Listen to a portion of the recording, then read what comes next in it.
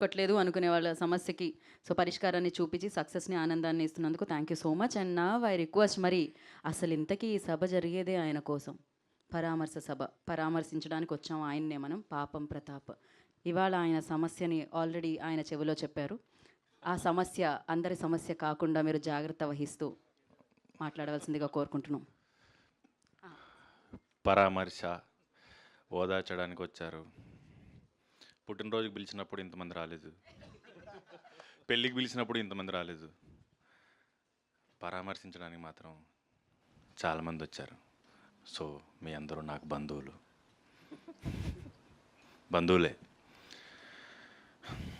పోయిన సంవత్సరం మా బుజ్జమ్మ నన్ను వదిలేసి వెళ్ళిపోయింది. అప్పటి నుంచి ఇంటి పక్క వాళ్ళు, బంధువులు, ఊరి వాళ్ళు అందరూ ఎన్నెన్ని మాటలు అనాలో, ఏమేమి కమెంట్ చేయాలో, ఎలా క్రిటిసైజ్ చేయాలో అన్నీ చేశారు, అన్నీ చూసాం. అందరూ పాపం ప్రతాప్ అన్న వాళ్ళే.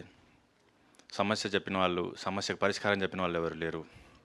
సో ఈ 17వ తారీఖు నా బుజ్జమ్మతో మీ ఊర్లోని థియేటర్స్లో మీ మధ్యలోకే బుజ్జమ్మతో వస్తాను, పాపం ప్రతాప్తో. నా సమస్య ఏంటి, దానికి పరిష్కారం ఏంటో కూడా మీ ముందుకు తీసుకురాబోతున్నాను.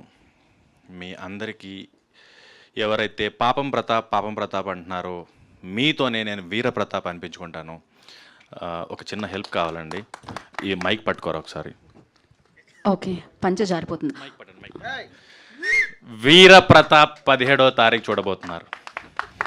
అంతే అండి. Thank you. బా, పాపం ప్రతాప్గా వచ్చి వీర ప్రతాప్గా వేదిక మీద మారారు మీరు. చాలా జాగ్రత్తగా. Okay, thank you so much అండి. And yes